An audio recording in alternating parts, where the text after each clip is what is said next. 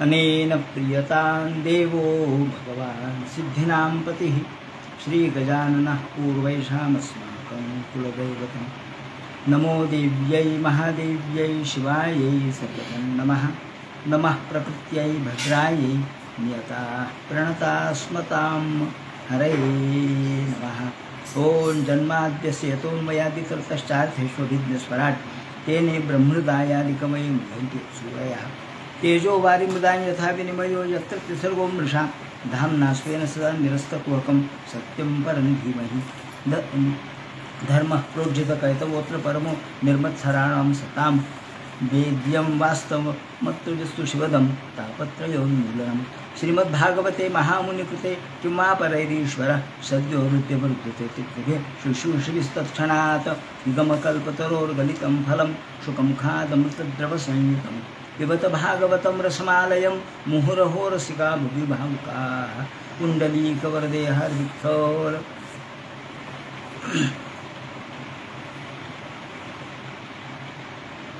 श्रीमद भागवत ग्रंथाच्या परंपरेप्रमाणे श्रवण मनन संकीर्तन निधिध्यासन आणि प्रामुख्याने संकीर्तन या विविध वेगवेगळ्या उपायांच्या दृष्टीने चातुर्मास्यामध्ये 4 महिने याचं श्रवण करावं मनन करावं अशा प्रकारचा प्रघात आहे। आणि या पाटांगण परंपरेच्या या प्रघाताप्रमाणे परंपरेनुसार श्रीमद भागवत ग्रंथाचं नित्य दररोज दैनंदिन पठण श्रवण हे करण्याची परंपरा असल्यामुळं आज आषाढ शुद्ध दशमीला आपण प्रारंभ करत आहोत। एरवीच्या इतर ठिकाणी आषाढ शुद्ध एकादशी म्हणजे ज्याला आपण मोठी एकादशी म्हणतो त्या एकादशीपासून चातुर्मास्याचा प्रारंभ आहे। परंतु पाटांगण परंपरेमध्ये मात्र आषाढ शुद्ध दशमी ते कार्तिक शुद्ध दशमी असं 4 महिने या व्रताचं अनुसरण करण्याची पद्धत आहे। यानुसार आज आपण या भागवत ग्रंथाला प्रारंभ करत आहोत। श्रीमद भागवत ग्रंथाचे श्रोते आभासी स्वरूपामध्ये देखील माझ्यासमोर उपस्थित आहेत, तेव्हा सर्व श्रोत्यांना प्रथम वंदन। भागवत ग्रंथाला आणि पाटांगण परंपरेतील सर्व सत्पुरुषांना वंदन या ठिकाणी करतो। आणि हा ग्रंथ निर्विघ्नपणाने चातुर्मास्यामध्ये पार पाडला जावा। चातुर्मास्यामध्ये या ग्रंथाचं पठण वाचन कीर्तन संकीर्तन नामस्मरण सातत्याने व्हावं यासाठी श्री गणेशाची सरस्वतीची प्रार्थना आपण केलेली आहे। गुरुचं स्तवन आपण केलेलं आहे। कोणत्याही ग्रंथाला नमन ही परंपरा असते। हे नमन कशासाठी आहे तर निर्विघ्नपणाने ग्रंथ पार पाडला जावा। ग्रंथ हा अनेक दृष्टिकोनातून मुक्तिकारक आहे आणि म्हणून श्रोते आणि वक्ते या दोघांनाही कोणत्याही प्रकारच्या अडचणी येऊ नयेत म्हणून हे नमन केलेलं असतं। यालाच आपण या मंगलाचरण असं म्हणतो। हे मंगलाचरण का केलं जातं तर मंगल भगवान स्वतःच मंगलकारक आहे, पण आपल्या कर्मानुसार आपले अनेक प्रतिबंध आहेत। आपल्या तत्वज्ञानामध्ये भूत प्रतिबंध भविष्य प्रतिबंध वर्तमान प्रतिबंध अशा प्रतिबंधाचं वर्णन केलेलं आहे। तेव्हा अशा अनेक प्रतिबंधातून आपली मुक्ती व्हावी, आपल्याला कोणत्याही प्रकारच्या अडचणी येऊ नयेत। आणि आता नव्या रूपात तर ही ऑनलाईनची अडचण ती देखील प्रतिबंधच आहे। तेव्हा अशा अनेक प्रकारच्या प्रतिबंधातून आपल्याला मुक्ती प्राप्त होऊन निर्विघ्नपणाने हा ग्रंथ आपल्याला श्रवण करता यावा म्हणून हे मंगलाचरण केलेलं असतं। ही एक मंगलाचरणाची पद्धत किंवा एक परंपरा ऋषीमुनींनी घालून दिलेली आहे। त्याप्रमाणे श्रीमद भागवताचं मंगलाचरण कोणतं आहे तर जन्माद्यस्य यतः हे याचं मंगलाचरण आहे. मंगलायतनम हरिही असं आपण म्हणतो. भगवान स्वतःच मंगलकारक आहे आणि तो मंगलातच अधिष्ठित आहे. सुमंगल हे त्याचं स्वरूप आहे. सुमंगलता ही त्याचं गुणधर्म आहे आणि ही मंगलकारकता आपल्या मनातील देखील अमंगल दूर करणारी आहे. म्हणून जसा सूर्य उगवला म्हणजे सर्व दिशा प्रकाशित होतात, त्याप्रमाणे भगवंताच्या नावाचा उदय आपल्या अंतःकरणात झाल्याबरोबर सर्व प्रकारच्या पापांचा निराश होतो, सर्व पाप नष्ट होतात. म्हणून मंगलाचरण यासाठी करायचं आहे की हा भगवान मंगलकारक आहे, तो आपल्या अंतःकरणात उदित झाला पाहिजे. तुम्ही म्हणाला हो भगवान तर मंगलकारकच आहे, मग त्याला मंगलाचरण कशासाठी? त्याचं कारण असं आहे की स्वतः भगवान मंगलकारक आहे, तो तर सर्वत्रच आहे ना, तो कुठे नाही, जळी स्थळी काष्ठी पाषाणी सर्वत्रच आहे. मग तो आपण साक्षात्कार आपल्याला झाला किंवा आपल्या अंतःकरणात तो प्रगटला, तो तर सर्वत्रच आहे. मग आपल्या अंतःकरणात तो आहेच आहे, हो तो आहे, पण तो सूक्ष्म रूपाने किंवा ज्याला आपण सामान्य रूपाने असं आपण म्हणतो, पण विशेष रूपाने तो प्रगटावा म्हणून मंगलाचरण आहे. विशेष रूपाने आपल्या अंतःकरणात त्याचा उदय व्हावा म्हणून मंगलाचरण आहे. मग व्यावहारिक भाषेत बोलायचं तर सूर्य उगवला आणि सूर्य मावळला ह्या देखील भाषा निरर्थकच आहेत, कारण सूर्य उगवलेलाच आहे, तो कधी मावळतो? तो नाही मावळत. सापेक्षतेच्या दृष्टिकोनातून आपल्याला मावळल्यासारखा वाटतो, सापेक्षतेच्या दृष्टिकोनातून तो उगवल्यासारखा वाटतो. नचलता सूर्याचे चालणे, माऊलींनी म्हटलंय सूर्य हा आहेच आहे, तो चालत नाही, तो जात नाही, तो येत नाही, पण आपल्याला सूर्य चालल्यासारखा वाटतो. म्हणून हा संत महात्मे यांनी या मंगलाचरणाची ही परंपरा यासाठी केलेली आहे की भगवान जरी सर्वत्र असला तरी आपल्या अंतःकरणात तो प्रगटला पाहिजे, म्हणून हे मंगलाचरण सांगितलेले आहे. आपल्या अमंगलाचं अमंगलत्वाचं या ठिकाणी नष्टीकरण झालं पाहिजे, यासाठी जन्माद्यस्य यतः हे मंगलाचरण आहे. तसे वेगवेगळ्या ठिकाणी वेगवेगळ्या प्रकारचे मंगलाचरण केलेले आहेत. रघुवंशामध्ये अथा प्रजानांमध्ये का प्रजाते म्हणून जे मंगलाचरण आहे ते दुसऱ्या सर्गापासून सुरू होतं.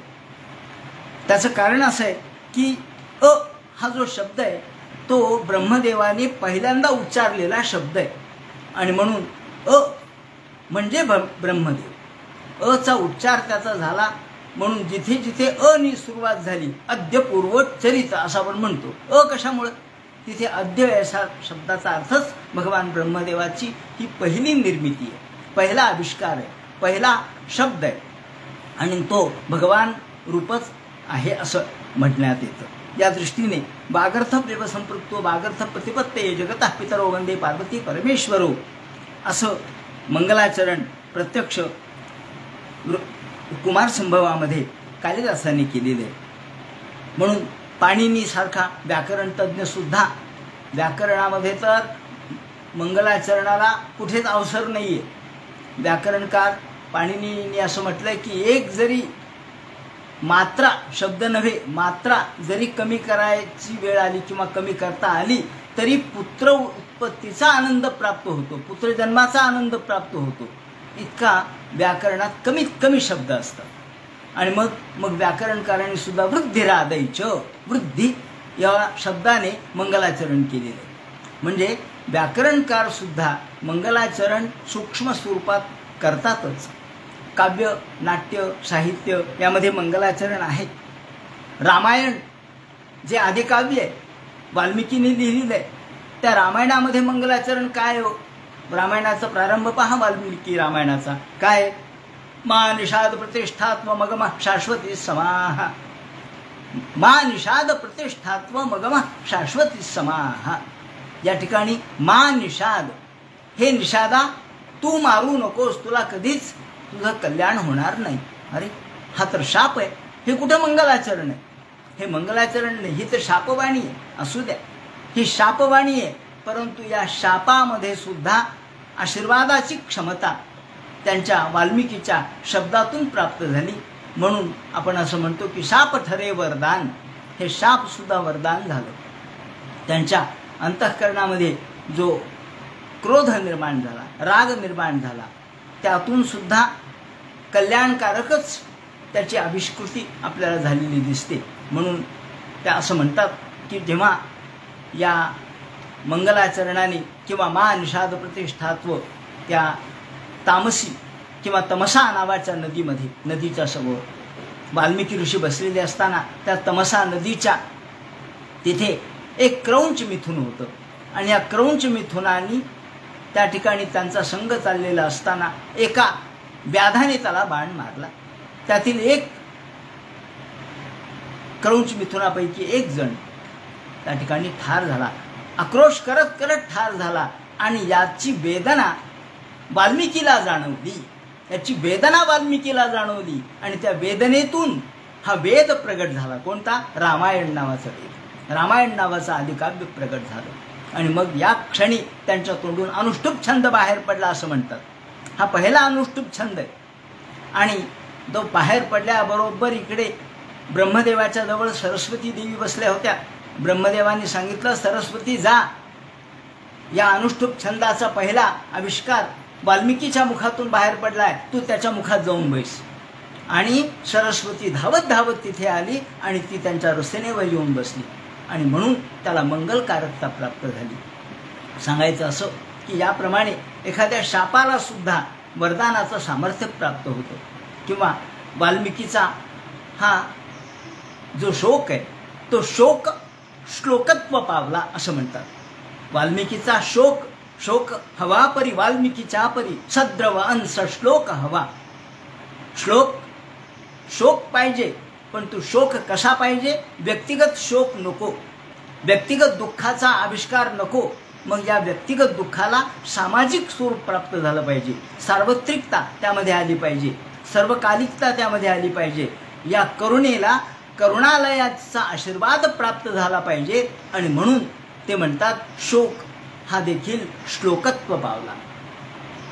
शोक हवा परी वाल्मिकीच्या परी सद्रव अंश श्लोक हवा. स्पर्श हवा परी हर्ष हवा परी स्पर्श मण्या परी त्यात नवा आलोक हवा. या ठिकाणी अशा पद्धतीने श्लोकाला महत्त्व प्राप्त झालं, शोकातून श्लोक प्रगट झाला. तसा या ठिकाणी सुद्धा भागवत हा ग्रंथ सुद्धा एका दुःखातून तारणारा ग्रंथ आहे. कारण व्यास महर्षी दुःखातच बसले होते, शोकातच बसले होते, काय करावं त्यांना कळत नव्हतं. आणि याला उत्तर म्हणून महर्षी नारदांनी त्यांना जे ज्ञान सांगितलं त्यातून भागवताची निर्मिती झाली आहे. म्हणून कोणत्याही श्रेष्ठ दर्जाच्या ग्रंथाची निर्मिती ही दुःखातूनच होते, शोकातूनच होते, करुणेतूनच होते.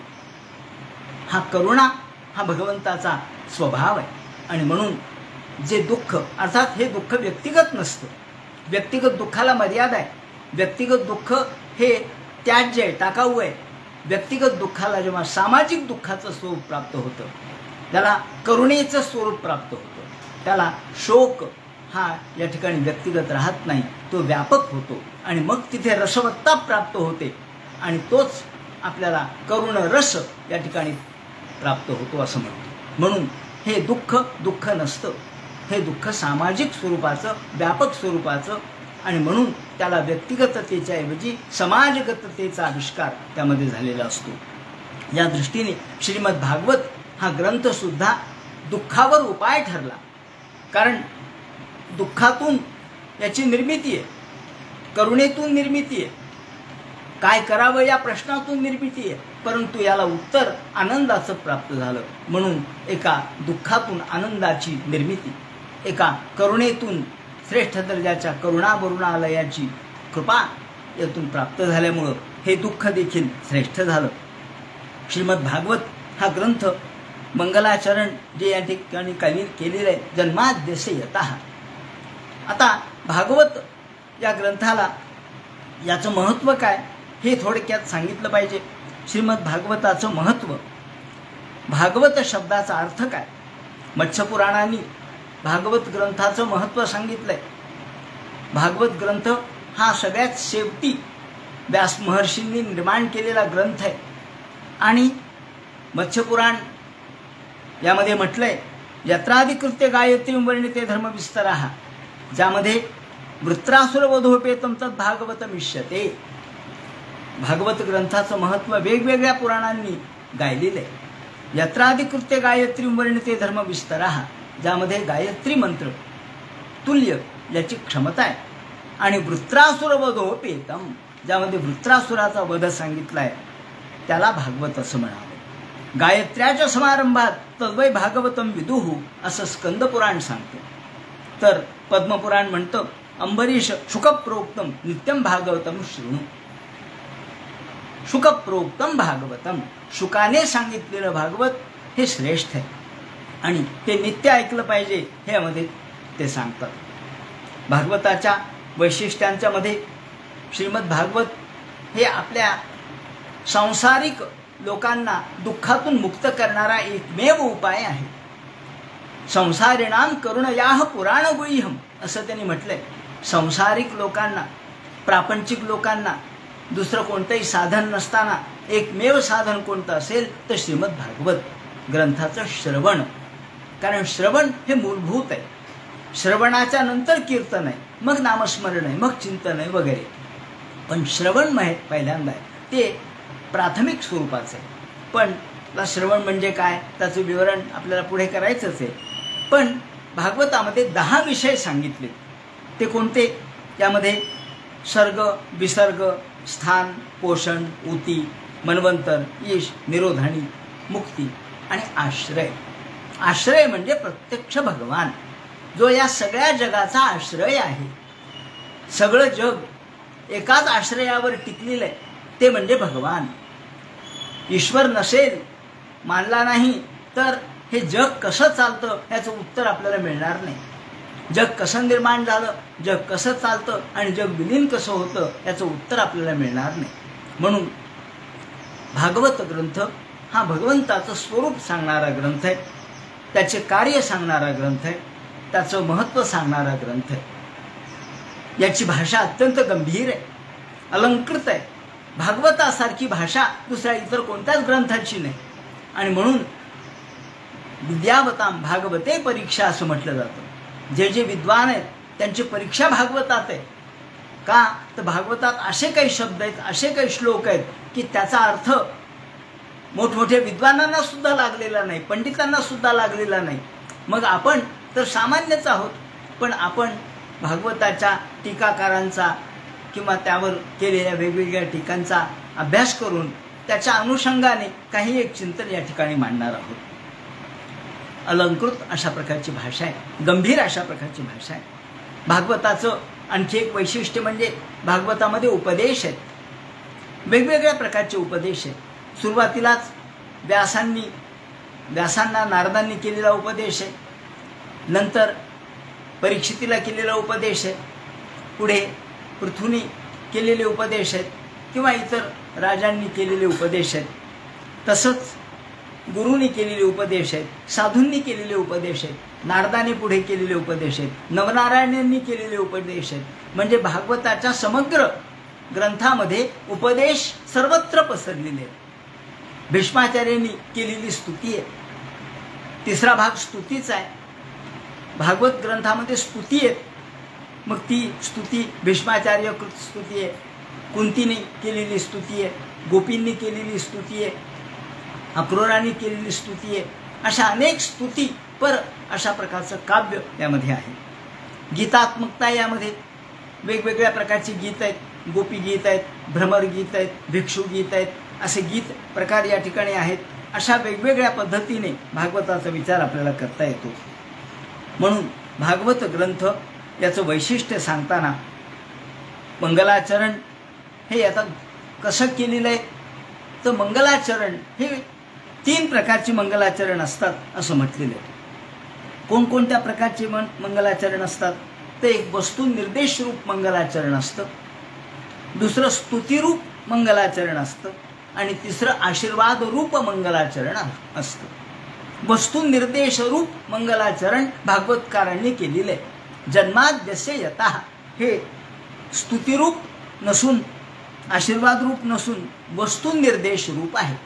या ठिकाणी वस्तू म्हणजे भगवान, वस्तू म्हणजे प्रापंचिक वस्तू नाही, वस्तू म्हणजे मटेरियल नाही, वस्तू म्हणजे ईश्वर. भागवतकारांनी वस्तू शब्द फक्त भगवान या अर्थाने वापरला आहे.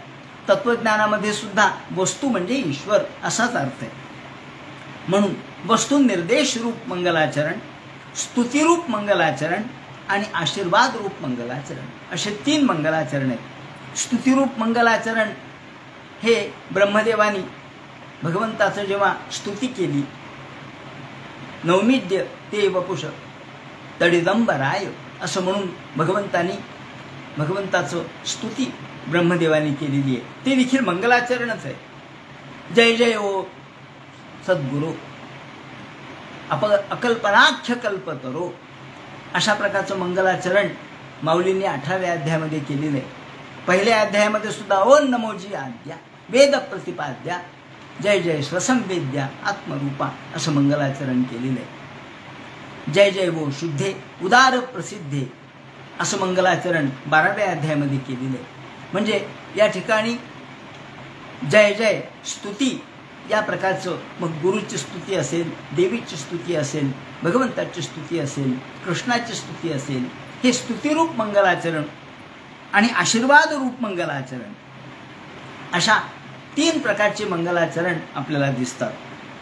या ठिकाणी जन्माद्यस्य यतः हे जे मंगलाचरण आहे, जन्माद्यस्य यतोन्वयादि तरतश्चार्थेष्वभिज्ञस्वराट तेने ब्रह्मदायादिकवये मुह्यन्ति सूरया तेजोवारी मृदा यथा विनिमयो यत्र तिसृगो मृषा धामना स्वयं सदांग्रस्तत्वकम सत्यम परम धीमहि. या ठिकाणी जे जन्माद्यस्य यतः हे मंगलाचरण एवढ्याच सूत्र रूपाने आलेलं आहे. हे कोणतं सूत्र आहे ते म्हणतात, हे जे सूत्र आहे ते अधिकरण नंबर 2 अशा प्रकारचं सूत्र आहे. ज्या भागवत ग्रंथामध्ये भक्तिप्रधान असलेला हा ग्रंथ आणि यामध्ये सूत्र रूपाने पहिल्यांदा जे अधिकरण या ठिकाणी लिहिलेलं आहे त्याचं हे नंबर 2चं सूत्र आहे ब्रह्मसूत्रामध्ये. हे ब्रह्मसूत्र अधिकरण नंबर 2 जन्माद्यस्य यतः. यामध्ये जन्म हा जो शब्द आहे तोच मंगलकारक आहे. म्हणजे इथून आपण जर सुरुवात केली की हे मंगलाचरण कशा अर्थाने ठरतं, तर मंगलकारक काय, आपण जन्म झाल्याबरोबर साखर पानं वाटतो, जन्म झाल्याबरोबर बँड बाजा लावतो, जन्म झाल्याबरोबर पेढे वाटतो, बर्फी वाटतो, तोरणं लावतो, आनंद व्यक्त करतो, समाधान व्यक्त करतो, कारण तो आनंदाचाच क्षण आहे. म्हणून जन्म हा शब्दच आनंदकारक आहे. म्हणून या ठिकाणी जन्माद्यस्य या शब्दाने तो आनंदकारकता व्यक्त झाली, म्हणून तो मंगलकारक आहे. हा एक अर्थ झाला. दुसरी गोष्ट अशी आहे की जन्माद्यस्य यतः या ठिकाणी जन्माद्यस्य म्हणजे काय, जन्मादि यस्य.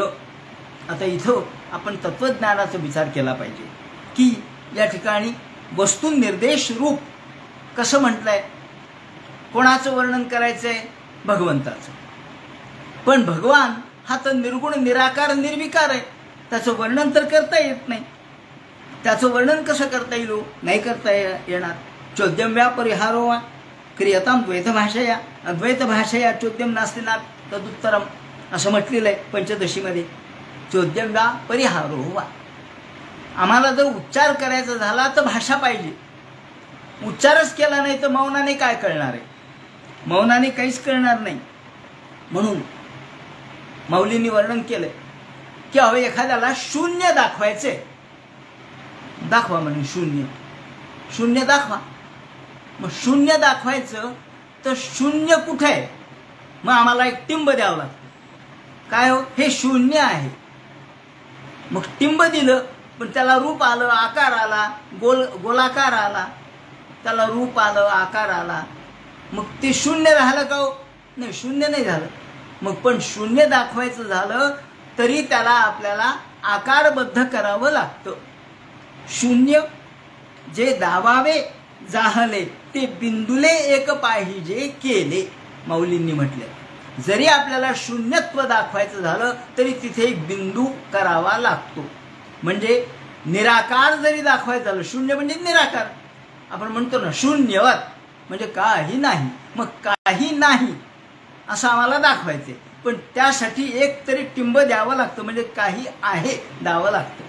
काही नाही हे सांगण्यासाठी सुद्धा आपल्याला काहीतरी एक दाखवावं लागतं. शून्य पै दावावे जाहले, ते बिंदुले एक पाहिजे केले, तैसे अद्वैत सांगावे बोले, ते द्वैत कीजे. तसं अद्वैत जरी दाखवायचं झालं तरी ते द्वैतानेच दाखवावं लागतं. म्हणून या ठिकाणी भगवान हा निर्गुण निराकार निर्विकार आहे, पण तो निर्गुण निराकार भगवान दाखवायचा कसा? सुगंध, फुलातून सुगंध येतोय, सुगंध दाखवा बरं. सुगंध काय दाखवता येणारी गोष्ट आहे का? नाही, सुगंध नाही दाखवता येत. सुगंध हा नाही दाखवता येणार. फूल दोऱ्यामध्ये गुंफता येईल. जनी जनार्दन महाराज म्हणतात निर्विकल्प ग्रंथात की फूल हे गुणामध्ये दोऱ्यामध्ये ओता येईल, पण सुगंध होता येईल का? नाही, सुगंध नाही होता येणार. गुणी फूल गुंफिता येईल, पण सुगंध गुणामध्ये गुंफता येणार नाही. सुगंध आपल्याला दाखवता येणार नाही. एखाद्याच्या जवळ कस्तुरी आहे आणि तो म्हणला नाही नाही माझ्याजवळ कुठली कस्तुरी, माझ्याजवळ कस्तुरी नाही. अरे तू किती नाही म्हटलास तरी वास हा लपत नाही, म्हणून तू नाही म्हटलास तरी तुझ्याजवळ आहे हे सिद्ध होतं. तसा या ठिकाणी एखादी गोष्ट आपल्याला सिद्ध करायची झाली तर सगुणाच्या द्वारेच निर्गुणाची सिद्धी करता येते. आणि म्हणून ते म्हणतात की जर आपल्याला काही नाही असं जरी सांगायचं झालं तरी काहीतरी दाखवावं लागतं. काही नाही, काही नाही म्हणजे काय? काही नाही म्हणजे काही नाही. मग एखाद्या ठिकाणी एकदा अशी घटना घडली की रामदास स्वामी होते आणि रामदास स्वामींना एका मुस्लिम राज्यकर्त्याने म्हणाले की महाराज आम्हाला ब्रह्म दाखवा, आत्ता ब्रह्म दाखवा. ती म्हणे ठीक आहे दाखवतो. कुठे आहे म्हणे ब्रह्म? ते काय म्हणजे माझ्या कलशामध्ये ब्रह्म आहे. मग दाखवा म्हणले. ते म्हणले आहे. कुठे आहे? कलशामध्ये आहे. मग कलशात हात घातला, कुठे आहे म्हणे ब्रह्म? अहो म्हणले कलशामध्ये हात घातला ना तुम्ही? अहो आहे, घातला. मग त्यात आकाश नाही आहे का? आकाश पोकळी नाही का? पोकळी आहे. मग ते माझं ब्रह्म आहे म्हणले. पोकळी हे ब्रह्म आहे, अर्थात आकाश हे ब्रह्माचं एक स्वरूप आहे, सगुण स्वरूप आहे. म्हणून आपण गगनाकारम, भगवंताला गगनाकार म्हणतो, आकाश रूप म्हणतो. जरी त्यात काही नाही, ते म्हणे याच्यात काही नाही आहे, या कलशात तर काही नाही. रामदास स्वामी म्हणले काही नाही काय? आकाश नाही काय? पोकळी नाही काय? आहे म्हणले पोकळी आहे. मग आहे, तेव्हा ब्रह्म नाही अशी जागा नाही, ते आहेच म्हणावं लागतं. अस्ति हे ब्रह्माचं स्वरूप आहे. म्हणून ते म्हणतात अस्ति म्हणजे अस्तित्व. जिथे जिथे अस्तित्व आहे तिथे तिथे ब्रह्मतत्व आहे. आणि म्हणून आपल्याला जरी काही नाही असं वाटत असलं तरी त्यामध्ये आपल्याला अस्तित्वाचा अर्थ शोधावा लागतो. म्हणून ते म्हणतात जन्माद्यस्य यतः, ज्याच्यापासून हे विश्व निर्माण झालं. मग दाखवायचं आहे आपल्याला निर्गुण निराकार निर्विकार, पण त्याच्यासाठी सगुण साकाराची मदत घ्यावी लागते. कारण त्या सगुण साकाराशिवाय निर्गुणाचा अर्थ आपल्याला लागू शकत नाही. म्हणून मगाशी उल्लेख केल्याप्रमाणे जरी आपल्याला शून्य दाखवायचं झालं तरी सुद्धा बिंदुले पाहिजे केले. शून्य जरी दाखवायचं झालं, शून्य म्हणजे काही नाही, नथिंगनेस ज्याला आपण म्हणतो. पण नथिंगनेस दाखवायचं आहे तरी सुद्धा काहीतरी टिंब केलं पाहिजे, म्हणजे त्याला काहीतरी रूप आलं, आकार आला, ठिकाण आलं. म्हणून पै शून्य जे दावावे जाहले, ते बिंदुले पाहिजे केले, तैसे अद्वैत सांगावे बोले, ते द्वैत कीचे. म्हणून अद्वैत जरी सांगायचं झालं तरी द्वैतानेच सांगणं भाग आहे. कारण नुसत्या अद्वैताचा उल्लेख उच्चार केल्याशिवाय होणार नाही, आणि उच्चार करायचा तर द्वैत पाहिजे. दोन ओठा असल्याशिवाय उच्चार होणार नाही, भाषा त्याशिवाय येणार नाही. म्हणून पंचदशीकार म्हणतात चोद्यम वा परिहारो वा क्रियतां द्वैत भाषया, अद्वैत भाषया चोद्यम नास्तितां तदुत्तरम. अद्वैतामध्ये उत्तरही नाही आणि प्रश्नही नाही, द्वैतामध्ये प्रश्न आणि उत्तर आहे. आणि द्वैताकडून आपल्याला अद्वैताकडे जायचं असल्यामुळं भागवतकारांनी सुद्धा आधी जन्माद्यस्य यतः इथून सुरुवात केली आहे. कारण ज्या विश्वाची निर्मिती इथं जन्म शब्दाने तिन्ही गोष्टी सांगितल्यात. कोणत्या? उत्पत्ती, स्थिती आणि लय. या तिन्ही गोष्टी जन्म शब्दाने सांगितलेल्या आहेत. जन्म शब्दाने या तिन्ही गोष्टी आपोआपच सिद्ध होतात. कारण ज्याचा जन्म झाला, आपण 6 अवस्था मानतो ना, की आधी अस्ति, मग जायते, मग जन्म होतो, मग वाढतो, विपरिणमते, वाढतो, त्याची वाढ होते, त्यात बदल होतो, अपक्षीयते आणि विनश्यते. हे जे 6 ज्याला आपण परिणाम, बदल होतात, हे 6 गोष्टी ज्या बदलत राहतात, हेच आपल्या प्रपंचाचं किंवा संसाराचं तत्व आहे. या 6 गोष्टी म्हणजे कोणत्या? अस्ति, आधी आहे. अहो एक बीज आहे, आपल्या पोत्यामध्ये ठेवलंय आपण, ते आहे का नाही? हो आहे. मग जेव्हा ते पेरतो आपण, आता पाऊस पडला, वापसा आला, आता पेरा. मग पेरल्यानंतर ते उगवतं, त्याला कोंब येतो, मग ते वाढतं, त्याला पानं येतात, फुलं येतात, फळं येतात. हळूहळू फळं येऊन मग नंतर ते वाढतं आणि नष्ट होतं. या ज्या 6 गोष्टी आहेत त्या जन्माशिवाय आहेत का? नाही. म्हणजे जन्म गृहीत धरूनच पुढेच्या गोष्टी आहेत. म्हणून ते म्हणतात जन्माद्यस्य यतः. या शब्दाने सगळ्याच गोष्टी सांगितल्यात. उत्पत्ती, स्थिती आणि लय सांगितलाय, किंवा अस्ति, जायते, वर्धते, विपरिणमते, अपक्षीयते, हे सगळं, आणि विनश्यती, यापर्यंत गोष्टी सांगितल्या. अर्थात उत्पत्ती आणि लय या सगळ्या गोष्टी जन्म शब्दाने सांगितलेल्या आहेत. म्हणून जन्म शब्दाने जग व्यक्त केलंय असा त्याचा अर्थ आहे. जन्म शब्दाने हे विश्व त्यांनी सांगितलं. तुम्ही म्हणाल विश्व का दाखवलं हो? अहो विश्व यासाठी दाखवलं की ते आपल्या समोर आहे. आपल्या समोर निर्गुण, निराकार, निर्विकार भगवंत असूच शकत नाही. तो आपल्याला दिसू शकत नाही. त्याला ब्रह्म रूप असणारी दृष्टी लागते, किंवा केवळ ध्यानरूप असणारी अवस्था लागते, जे सामान्याचे असू शकत नाही. म्हणून सामान्याच्या दृष्टिकोनातून त्यांनी फक्त तत्व कोणतं सांगितलं की हे जे जग जन्माद्यस्य यतः, ज्या जगाचा आरंभ, या जगाची उत्पत्ती, या जगाची स्थिती आणि या जगाचा लय ज्याच्या स्वरूपात होतो, म्हणून जन्माद्यस्य यतः असं हे अधिकरण नंबर 2चं सूत्र आहे.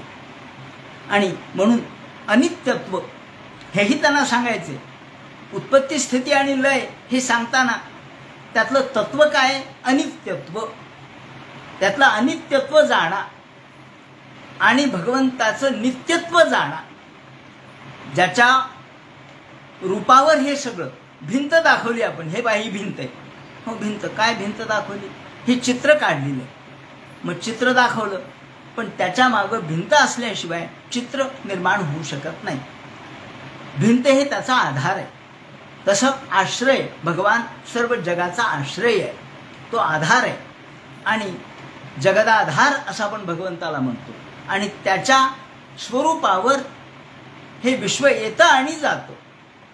ते त्याच्या स्वरूपावर त्याची उत्पत्ती, स्थिती आणि लय होती. म्हणून ते अनित्यत्व हे विश्वाचं आणि नित्यत्व भगवंताचं, हे त्यातून त्यांना सांगायचे.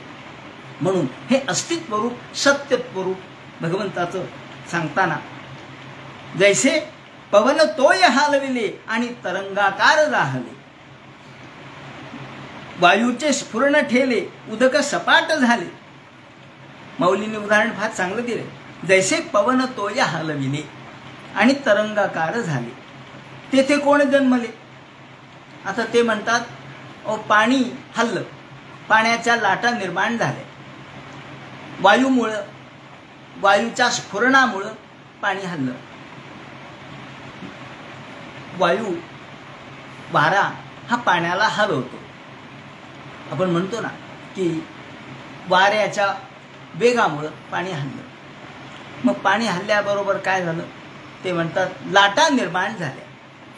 मग वारा थांबला. वारा थांबल्याबरोबर लाटाही थांबल्या, त्यातली गती थांबली. मग कोण जन्माला आलं आणि कोण नष्ट झालं? म्हणजे पाणी तर पाणीच आहे. पाणी पूर्वी होतं, पाणी आताही आहे. पाणी लाटा आला त्याही वेळेला पाणी होतं, लाटा आल्या त्याही वेळेला पाणी होतं, लाटा नव्हत्या त्याही वेळेला पाणी होतं आणि आताही पाणी. मग कोण आलं आणि कोण गेलं? ते म्हणतात जैसे पवन तोये हालविले आणि तरंगाकार जाहले, आकार प्राप्त झाला, तरंगाचा आकार प्राप्त झाला. ते म्हणतात याप्रमाणे मग वायूचे स्फुरण ठेले, वायू थांबला, उदक सपाट झाले. आता काय निमाले? आता काय गेलं? मगाशी काय आलं आणि आता काय गेलं?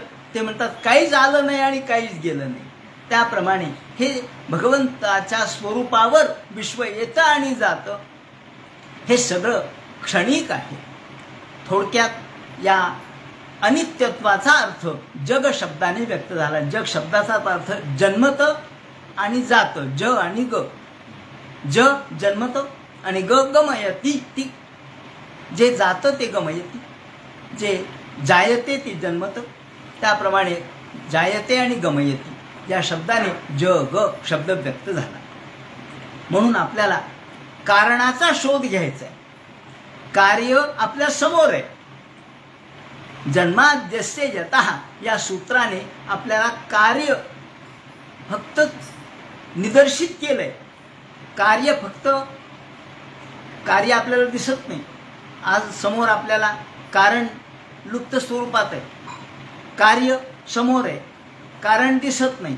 पण कारणाकडे अंगुली निर्देश केलाय. कारण काय? या जगाचं कारण ईश्वर आहे. तो कारण कुठे आहे? कारण नाही सापडत. फुलाचा सुगंध आला, अत्तराचा घमघमाट आला. काय फुलाचा सुगंध आला? सुगंध आला, कारण आपल्याला कार्यरूपाने सुगंध दिसला. त्याचं कारण फूल आहे, ते नाही दिसलं. नाही दिसलं म्हणून फूल असल्याशिवाय सुगंध येईल का? नाही येणार. म्हणून कारण आणि कार्य या ठिकाणी या दोन गोष्टींचा विचार जन्माद्यस्य यतः या सूत्रात त्यांना करायचा. कारणाचा कार्यामध्ये प्रवेश होत असतो, हे तत्व आहे. तत्व असं आहे की कारणाचा कार्यामध्ये प्रवेश होत असतो. जे कारण आहे, आपल्याला झाड दिसतं पण त्याचं कारण बीज आहे. बीज दिसतं का? नाही दिसलं. बी दिसत नाही. बीज नुरे डौलात तरू डुले. बीज उरलं नाही, दिसलं नाही, पण झाड दिसलं. झाड दिसलं म्हणजे बीज असलं पाहिजे. हा तर्क आहे हो, याला सत्तर्क म्हणतात. याला भगवंताच्या संदर्भात केलेला तर्क म्हणतात. या ठिकाणी जेव्हा हा वराह परमात्मा अंगुष्ठरूप प्रगट झाले तेव्हा आणि एकदम गजगंडवत दिसले, त्यावेळेला तर्कयामास चित्रधा असं म्हणले. मुनींनी तर्क केला असा शब्द भागवतकाराने वापरला. हा जो तर्क आहे हा सत्तर्क आहे, चांगला तर्क आहे. भगवंताच्या संदर्भात केलेल्या तर्काला सत्तर्क म्हणतात आणि विनाकारण कुचेष्टा करताना केलेला तर्क हा कुतर्क म्हणतात. कुतर्क वाईट आहे, पण सत्तर्क आपल्याला भगवंताकडे घेऊन जातो. भगवान बुद्धिनुमेय नाहीये, बुद्धीने समजू शकत नाही, पण तो तर्क आपल्याला काही साह्यकारक ठरतो. आणि म्हणून या ठिकाणी हा तर्क केला, ज्या अर्थी त्या अर्थी याला तर्क म्हणतात. तर हा जो तर्कवाद आहे तो काय विचार केला त्यांनी की ज्या अर्थी बीज असल्याशिवाय वृक्ष होत नाही.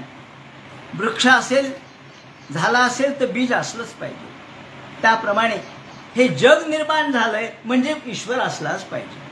ज्या अर्थी हे जग निर्माण झालंय, ज्या अर्थी ते व्यवस्थित चालू आहे, त्या अर्थी ईश्वराचा अनुप्रवेश त्यामध्ये होत असतो. म्हणून बीज कुठे आहे असं म्हणून आपण जर विचारलं तर आपल्याला बीज दाखवता येणार नाही. कारण बीज हे वृक्षात सर्वत्रच गेलेलं आहे. ते फांद्यात गेलंय, ते फळात गेलंय, ते पानात गेलंय, ते झाडात गेलंय, सर्वत्र गेलंय, मुळ्यात गेलंय. त्याचा अनुप्रवेश सर्वत्र झालाय. जसं पाणी तापलं, आपण पाणी तापवलं, पाणी तापलं, पाणी पाहावं तापलं का? तापलं. पाणी का तापलं याचं कारण अग्नीचा प्रवेश झाला. तू म्हणा अग्नी काही दिसला नाही बाबा मला, अग्नी दिसला नाही म्हणून काय झालं? अग्नी दिसला नाही, पण अग्नीचा अनुप्रवेश झाल्याशिवाय पाणी तापू शकत नाही. म्हणून ज्या अर्थी अग्नीचा प्रवेश झाला त्या अर्थी पाणी तापलं. म्हणून कारण अग्नी आहे, कार्य पाणी तापणे. म्हणून कारणाचा कार्यामध्ये प्रवेश होत असतो. याला अन्वय व्यतिरेकाच्या पद्धतीने हे समजून घ्यावं लागतं. म्हणून ते म्हणतात की हे ब्रह्मतत्व जगाचं कारण आहे, ह्या विश्वाचं कारण आहे. म्हणून जन्माद्यस्य यतः, ज्या जगाचा यापासून प्रारंभ झाला, जग इथून सुरू झालं, जगाची निर्मिती, स्थिती आणि लय ज्याच्या स्वरूपावर होतो ते हे ईशतत्व आहे, ते हे ब्रह्मतत्व आहे. म्हणून ते म्हणतात की जन्माद्यस्य यतः, या ठिकाणी ज्या भगवंताच्या या स्वरूपाचं चिंतन करायचंय, तो निर्गुण, निराकार, निर्विकार आहे. ते ब्रह्मतत्व समजून घेणं अवघड आहे. म्हणून सुरुवातीला त्यांनी फक्त अन्वय व्यतिरेकाने समजून घ्यावं म्हणून सांगितलंय. नीलिमा गगनी दिसे, पोकळा काय तो वर्णू असे, हा बाह्यतेज विशेषे आभासे भ्रमू. हे जे आपल्याला विश्व दिसतं, हे विश्व आपल्याला पुढे आपण त्याचं चिंतन करणार आहोत की मायेचं स्वरूप काय आहे. मायेच्या दृष्टीने याचा विचार कशा पद्धतीने करता येतो. आकाशामध्ये जरी निळा रंग नसला तरी आपल्याला तो दिसतो. मग दिसतो तर मग तो नाही आहे का? मग नाही आहे. मग दिसतो कसा? तर आभासे असा शब्द त्याने वापरला आहे. त्याप्रमाणे हे जग सुद्धा या भगवंताच्या स्वरूपावर आभासित होतं. तर या पद्धतीने या तत्वज्ञानाच्या अनुषंगाने जन्माद्यस्य यतः, ज्याच्यापासून या विश्वाची निर्मिती झाली, पालन आणि संहार होतो, त्या भगवंताच्या, म्हणजे आधी त्यांनी कार्य आपल्यासमोर सांगितलं. कारण कार्य आपल्या समोर आहे, कार्य आपल्याला दिसतं, कार्य स्थूल रूपाने आहे, सूक्ष्म स्वरूपात असलेला भगवान दिसत नाही. आणि म्हणून स्थूल स्वरूपात असलेलं जे कार्य आहे ते दिसू शकतं. त्या कार्याच्या अनुषंगाने आपल्याला सूक्ष्मतेचा शोध घ्यायचा आहे. म्हणून स्थूलाकडून सूक्ष्माकडं असंच जावं लागतं. कधीही आपण स्थूलाकडून, मोठ्याकडून छोट्या गोष्टीकडे जातो, स्थूलाकडून सूक्ष्माकडे जातो. लहान मुलगा जेव्हा अभ्यासाला सुरुवात करतो तेव्हा तो अक्षर किती मोठं काढतो पहा. त्याला एक काढायचं झालं तर सगळा पाठीभर एक काढतो. का? आधी स्थूल रूप आहे आणि मग नंतर मोठं होत होत होत गेल्यानंतर त्याचा एक फार बारीक होतो. अरे तू तर लहानपणी एवढा एक काढत होता, तुला पाठी पुरत नव्हती, पण तेव्हा तो लहान होता. तेव्हा आपणही त्या दृष्टिकोनातून, अध्यात्माच्या दृष्टिकोनातून लहान आहोत. म्हणून आपल्याला स्थूल रूपाचा आधी परिचय करून घ्यायचा आहे. म्हणजे आधी जग काय आहे, आभासित का होतं याचा विचार करायचा आहे आणि मग परमेश्वराच्या तत्वाकडे जायचं आहे. त्याला अन्वय व्यतिरेक असं म्हणतात. म्हणून जन्मोआद्यस्य यतोन्वयाद इतरतः, पुढे अन्वयाद इतरतः असं म्हटलंय. तेव्हा त्या जन्माद्यस्य यतः या दृष्टिकोनातून जे सूत्र आहे त्याचा थोडक्यात आपण पुढे विचार करणार आहोत. पण आजच्या प्रारंभाच्या या चिंतनामध्ये या ठिकाणी आपण थांबूया. उद्याच्या चिंतनावर पुढचा आपण विचार करू. कुंडली कवरदे हर विठ्ठल, सीताकांत स्मरण, जय जय राम. पार्वती पते हर हर महादेव, सिद्धनाथ नमः.